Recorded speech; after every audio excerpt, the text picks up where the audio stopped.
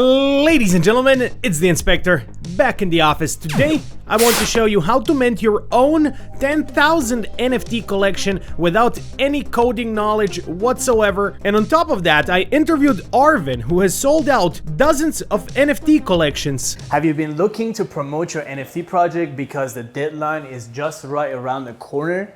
Have you hired influencers and maybe you've done paid advertising on Quora? So he will give us inside tips as to how to actually sell out a collection, what the steps are, what numbers you need to hit in order for your collection to actually sell. Links for everything I talk about in the description down below. There's 2 giveaways going on this channel right now from the past 2 videos, and both winners will be picked this week in one of the videos I upload, so be sure to follow. Oh my god, this camera is heavy. Subscribe not to miss out on the videos, and I need to take this trash out first. Well, alright, here we are. Hope everybody's having a fantastic day.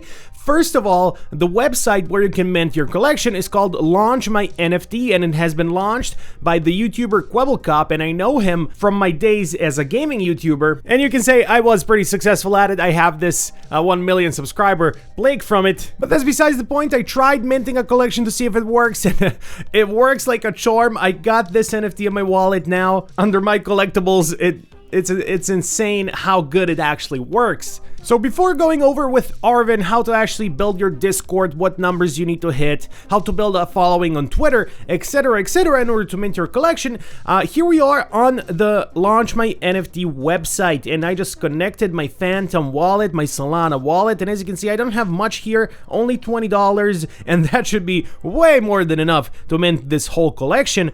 Now we're gonna go to create, and this basically is where you're gonna mint your collection. So if you already have all your NFTs, you can just click on new collection and upload them all. But in case you don't, let's generate a new one, and for the sake of the video, we're gonna do just that. Alright, first of all, I'm gonna name it Tutorial Collection. That's TC NFT for the symbol, and let us click on next, and basically right here is where you would upload all your NFT files. Now for the sake of this example, just to show you how it actually works, I have downloaded their output file, so basically having already not to have to go through making everything myself right here. Accessories, background, face, left eye, mouth, right eye, and looking at a collection like Bored Apes, for example, you can see all the NFTs are different. Everybody has a different face, a different eyes, different mouths, different accessories, and that's basically what makes them unique. Or looking, for example, at CryptoPunks, again, same thing, and some of them also have different backgrounds. As I said, we got the purple background, we got the blue background right here.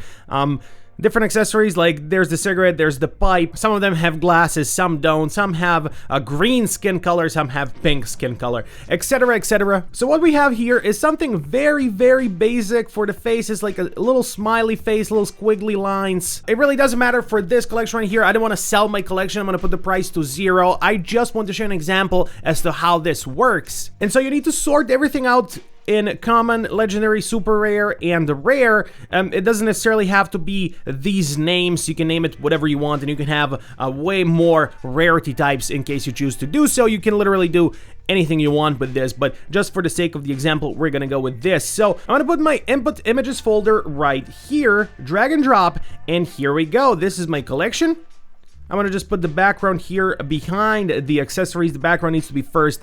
And then as you can see in the preview here, we have a bunch of different NFTs. And it's all generated very well with different eyes, different mouths, different accessories, different backgrounds, different faces, etc, etc. And now as for the rarity types, the rarity percentages. So here we go, tutorial NFT collection. Again, I'm gonna set the mint price to 0 because I don't intend to sell this. Royalties, 2.5%, doesn't even matter. No one's gonna buy this, I hope. So as for the rarities, I set them like this, but you can set your rarities however you want to set them. And once all of this is done and filled in, we're gonna click on generate. It's gonna generate all our images. Give us a brand new output file with all the NFTs generated right here in images. So I'm gonna go back to Launch My NFT, drag and drop. Then we get a pop-up in the Phantom Solana wallet. And also you can use multiple networks. It doesn't have to be Solana. Solana just has very cheap fees, so I decided to go with Solana. And as you can see, this is the fee, 0.00476 Solana for this whole collection. So let's just approve. And that's it, guys. We have ourselves a collection. And we can mint an NFT right now. Let's do it. Let's mint it, approve, randomly generated NFT, and it should be in my wallet right now. Now I have 2 NFTs which are worthless. I got the test NFT and the tutorial NFT. I gotta be honest, I like the tutorial one better, even though the test one is more rare. So now, let's say you minted your collection, you have everything ready. How would you sell it? Now a little bit more about Arvin. He has sold out dozens of NFT collections and has very deep knowledge in marketing and especially online social media marketing and selling. Also, you have a background in digital marketing and social media marketing basically, and as far as I know, you sold out your very first NFT project ever. Is that true?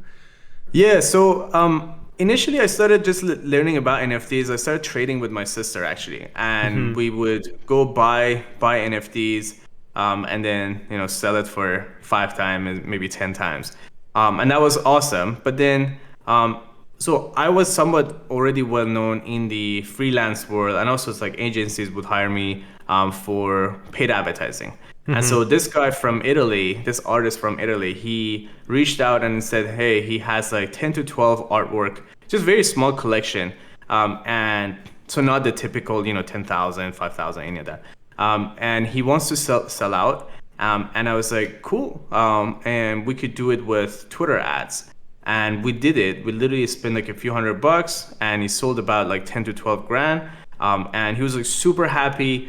But then it made me think, I realized, I was like, wait, so if this works and no one else knows how to do this, I should just offer that. And let's say you are an NFT collection that needs help selling out, he is the man you would call, and there's his link in the description down below, as well as his course on how to actually do this in way more detail than I could ever touch upon in just this one video. How many Discord members do you think is it necessary to have in order to sell out a 10K collection? Is there like a specific number or? Yeah, there is.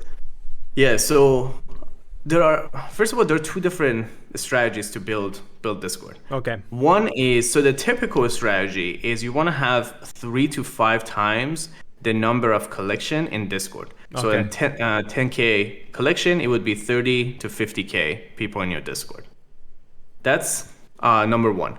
Number 2 is a invite-only type of Discord. So some brands doing it. I'm actually trying out for one brand right now, and the way it works is you don't need as many people. So the 3 to 5 times, you're basically basing it out of about 30% of people who are on your Discord, they're gonna buy your NFT. Versus the invite-only version, you already pre-qualified and qualified people so much that you don't need as many people to be in your Discord to make sure they're gonna buy your NFTs. So obviously that number is going to be lower, but then the strategy is also different. So the invite-only type of strategy to build your Discord, it's, obviously you have to be able to be really good at like hyping it up, right?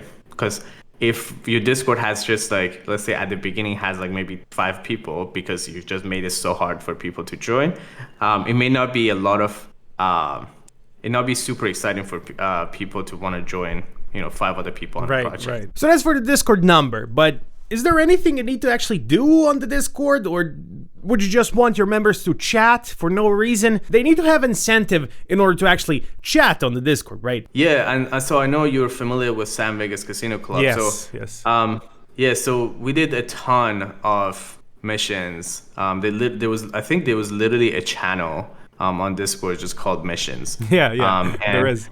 And so there were, just even during the mint day, the whitelist day, like all of that, we were just continuously like pushing, hey, like for the next 50 people who mint, we're gonna do this thing, and then go like rate this post on Twitter, rate this post on YouTube, blah blah blah, and actually worked really well. So apart from the Discord, what else is important in order for your NFT collection to sell? What else would you like put in that group of being important for selling out your NFT? Yeah, so the KPIs that I like people to meet before going in, and actually maybe take a step back to just talk about this too. It's important not to do a project if you're not ready. Because some people just like, well, we've done the work, so we might as well just launch it. And it's like, no. And if you did do well on the first project, it's actually also going to be remembered. And all the other launches that you do to the same community or the expanded community is going to be a lot smoother. So the numbers I like to hit, so Discord, typically 3 to 5 times number of collection.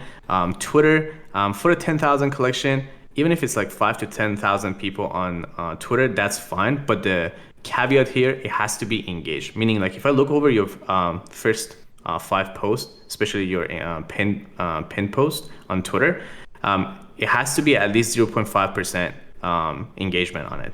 If it's not, you may as well delete that Twitter. Like that's not presenting your project well. And then the third one is whitelisters. So I used to say, projects would want to have about 30 to 50% of their collection minted by the whitelisters. Lately, the reason that I helped, let's say Frogos, sell out in like 7 minutes, Woman of Crypto sell out, I believe it was even just like 1 hour, and hit number 1 on IC Tools, number 1 on trending on Opensea. So for example, for Woman of Crypto, we had half of the people, like half of the collection in whitelisters, meaning out of about 9,000 artwork, we had about 4,500 people in the whitelisting. So the idea now, it used to be 30 to 50% minted by the whitelisters. Now it's more like 80 to 90% minted by the whitelisters. It has gotten to the point where you see a lot of brands, they just sell out in like 5 minutes, 6 minutes. It's just because they already sold out by the whitelisters, and then they just, for formality, open it to the public, and they're like, oh look, we're just finished, because it was already finished, and it was maybe like 100,000 or just some NFTs left, and then public just come in and snatch it, and then they're like, whoa, look, we just sold out in like a few minutes. So that's the new hip thing right now. Rather than just having NFTs as JPEGs and then having not do anything, is it important to have some sort of utility? So some sort of use for those NFTs, right? So the community can actually get passive income or something like that. There's a lot of NFT collections that do things like this, and I actually have a video talking about various different utilities that you can check out after you're done watching this video. I'll put it in the cards and in the comments and in the pinned comment as well. Is the artwork important? So that's the first question, and I would add here a second part of the question. Is it important to have a unique utility at this point where there's so many projects that are just JPEGs, right? Yeah. And I mean, I watch your videos, so I know you talk about, like, you dive deep into the utilities of the projects, and if it's going to be sustainable, if it's not going to be sustainable. So those are also like things that people don't think about. It's like, okay, this is amazing, but is it going to be sustainable, right? Is it actually going to sustain itself? Now, I think I hear this a lot. A lot of people come to me and they say, this is our artwork, this is what it looks like, do you think it has a potential? I'm like, I don't know, like, depends on your team, depends on your website, depends on like how you're going to market it, who is your marketer, depends on what you do in your Discord, depends on the utilities that you're providing, depends on like you actually like doing things that shows that you have a commitment to actually deliver on your utilities. So for example, again, San Vegas Casino Club, I reference to that because I think you know about that project as well. They, on the day of the minting, I believe, on the public day, they put an offer to buy a land in the Sandbox, I think. Sandbox, yeah. Sandbox, I think it was. I was going to say Decentraland, it was Sandbox. And so that actually showed commitment. Like, I remember I was telling my sister, I was like, listen, I'm doing the marketing, they're going to do well, just go buy some, and she was like, well, where is the casino? Like, where is it? They're talking about all these things that they're going to do in the casino, but the casino doesn't exist. Where is it? And I think that was a great move to put an offer. So I think having utilities is one thing. And then the other thing is also showing some sort of commitment. Because I see some people, like, they just literally copy paste other people's utilities and then they just change a little bit as far as the wording. And I think savvy traders, they understand that they can see it and be like, BS. Like, yeah. I've seen this already 100 times. I'm not gonna buy your collection. Yeah. So let's talk about the don'ts. We talked about the do's and what you should do, but let's talk about what you should not do, which might be even more important. So Arvin, take this one. Someone yesterday on a consulting call asked me a really good question. They said, like, what are a few things that projects do that basically fails the project? And so I'm just going to list it for people. I think that would be value to people. So one of the things is basically hitting the numbers on Discord, but then your Twitter is not presentable. So a lot of people make a judgment about your project based on that. Another one is you've built a community on Discord and Twitter, and then the deployment is not done properly. Meaning, let's say your project is coming up, maybe you declared it, maybe you didn't declare when it's gonna be, but then you just give it, like, let's say 2 days, and you say, hey, like in the next 2 days, we're gonna have our public sale. And most people don't know, like most people need to be reminded like when this is, or like they may not just be sitting on your Discord all day, right? So then what happens is like they build a huge following, but because they don't properly actually remind people, a lot of people don't know that that's happening, and then the project will completely fail, even though they meet the numbers. So that's actually a really big deal, like retargeting, how to do it on ads platform, on social media, so on and so forth.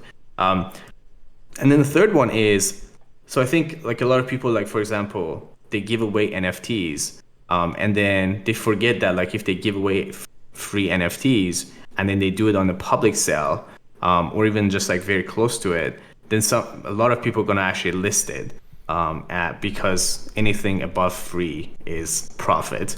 And so what happens, the floor price crashes, and then people after them, they're like, wait, I don't want to be on this project. This doesn't make any sense. And then the project completely bombs. So it's little things like this, I think people just got to pay attention to. I mean, there's a bunch of other things I've seen, but these are some of the big things I see that like commonly happens. And it's just like, it's very simple, but people sometimes forget. Alright guys, I hope this video was knowledgeable for you. If you want to see the full interview with Arvin, I shall post it, but let me know in the comment section down below. Other than that, check out this website, subscribe if you're new to the channel, and I'll see you next time. Peace!